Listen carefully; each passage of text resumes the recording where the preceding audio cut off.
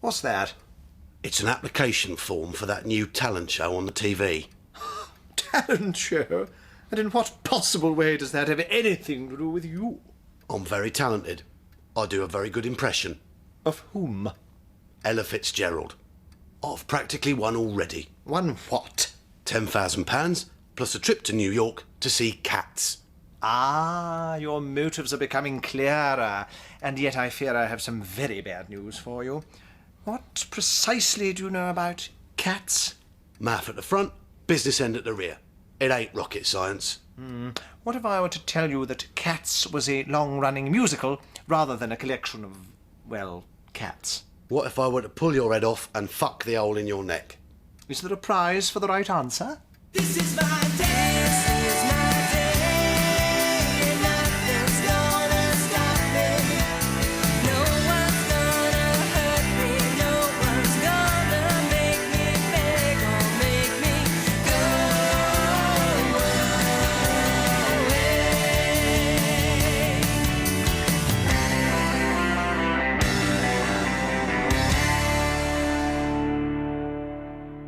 So then, anyone got any questions before we start? Yes. I have a question. Why are we having a séance? So that we can commune with the other side. Okay. And the gerbils are here because... We're going to use them to summon the spirits of the undead. Because... They're psychic. Of course. So you're planning to get in touch with the souls of the departed using a pair of psychically gifted rodents. Correct. What a load of complete and utter bollocks. Actually, I think you'll find that in the early 19th century, English poet and literary wild child Lord Byron conducted a séance under exactly these conditions. No, he didn't, you flightless c***. He did. I looked it up on Alta Vista. Shall we move on? What's the point? I reckon it might be a laugh speaking to a dead person. Not if talking to you is anything to go by. Besides, it's all a load of complete nonsense. No, it's true. It really works. I was at a séance and I spoke to my mother. Your mother? Yeah. And you know what?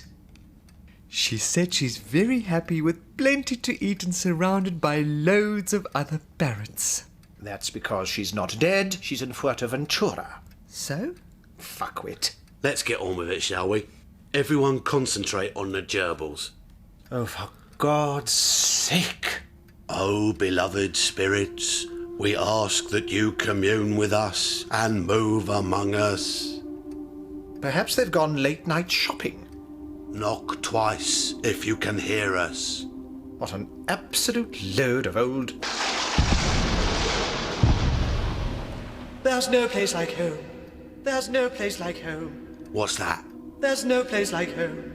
If I didn't know any better, I'd say that Hamish has been possessed by the spirit of Judy Garland. There's no place like home. There's no place like home. Now there's something I wasn't expecting. I am Judy Garland, and I have travelled far across the ethereal plane to bring you news. Forgive me for saying so, but you don't sound like Judy Garland. Oh, really? And what does Judy Garland sound like? I dunno, just, well, different. Well, excuse me for being dead and for sounding a bit fucking different. Sorry. I've been up to my arse in munchkins all day. Little fuckers won't leave me alone. What's the news you bring us, Miss Garland? Well, gee whiz, there's been a bit of a cock-up on the housing front over here, and, why, we were wondering if you could take in a poltergeist. Just for a day or two, he'd be no trouble, really. And if we refuse? Then you will suffer a life of eternal damnation, more terrible than you can ever imagine. Oops, oh, that's me. Hi, yeah, look, could I call you back? It's just I'm in the middle of an eternal damnation thingy. Yeah, okay, ciao, bye. So anyway, yes, just a couple of days, you will hardly notice he's here. Just one question. Yes? Is that you touching my bottom? What a load of a wank. It's true. It really was Judy Garland. We spoke to her. What was she like? A bit coarse, to tell you the truth, and not at all like her Hollywood image. And you're sure Hamish wasn't faking it? Completely. Well, I suppose he has got all her records, as well as all her posters over the wall. And according to his diary, he used to dress up as Judy Garland when he was a kid. You mean? Oh, yeah. He's a cross-dresser. I wonder what makes him so cross. Poltergeist indeed. What a load of hokum. Okay. One picture falling off the wall for no good reason does not mean that the house is haunted. A coincidence. So, all the picture hooks have worn out at the same time, that's all. You'll have to do better than that. Fuck. Well, either he is faking it, in which case he appears to be smashing up the kitchen for no good reason, Or he's locked in a life and death struggle for his mortal soul, pitted against powerful supernatural forces that we can only begin to imagine.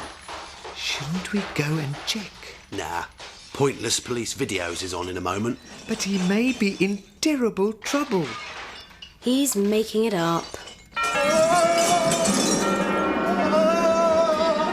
Coming up next on World's Most Pointless Police Videos. He's driving too fast, he's high on dope, and he's completely naked. In fact, he's the worst police officer on the force.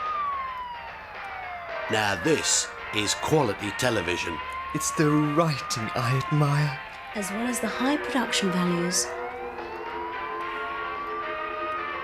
Officers are surprised when the drunk driver of this 84 sedan turns out to be a sweet old grandmother. But they shoot her anyway. Get out of the vehicle! Get out of the vehicle! Although sometimes the stories can seem a bit far-fetched. You think so? Maybe just a bit.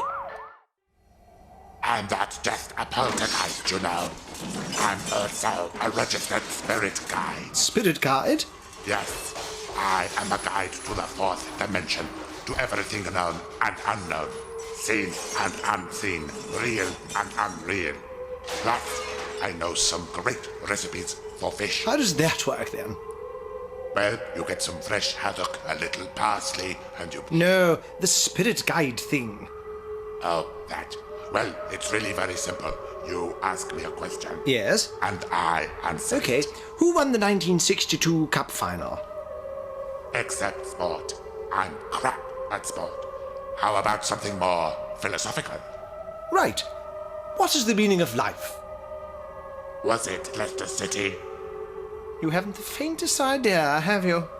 How about TV soap operas? Anything. Just stop levitating me. Of course. Sorry. I've had another letter from my boyfriend, Vince. He tells me that he's attending the annual conference of the Psychical Research Society at Miami Beach, which is why he won't be able to take me to the Smashing Pumpkins concert next week. I don't know how he got to Florida, but he claims to have used his own kinetic energy to transport himself there via some kind of ethereal highway. Tosser. He sent me a picture of himself on the beach. Next to him is a young lady named Sandra. He tells me that she's written a short academic paper on out-of-body experiences, and they're hoping to share their notes. I don't need to have extrasensory perception to figure out what sort of bodily experiences they'll be sharing. When he gets back, I'm going to gouge out his intestines with an ice cream scoop, put his bolivers in a blender, and send him on a one-way trip to the spirit world. The drugs really, really don't work, you know. So, to recap, the house is now possessed by an evil poltergeist who is wreaking havoc with our china and glassware, and who, according to you, is also something of an intellectual fuckwad. Well, I think we could have been haunted by Mozart or Puccini or the Big Bopper. Whatever. The point is, how do we get rid of an unwanted ghost? Simple. We send in another ghost to get rid of him. Someone even more infuriating, annoying, and irritating. Yeah, but who? How's it, guys? How's it hanging? 5, 4, 3, 2, 1. Well, Yeah, he's definitely dead. I'll miss him, you know. Me too. Now what? We wait for the parrot's ghost to return to the house, scare off the poltergeist, and we all live happily ever after. Well, I'm glad the parrot has managed to get rid of it, but I can't help feeling we should have thought this through in more detail. I mean, can't we go just one evening without being possessed by the spirit of a dead microwave parrot who has returned from the afterlife to haunt us for all eternity? Wow! This is fun! What shall we try next? Hey, would you like to drink your own urine? I hate Saturday nights.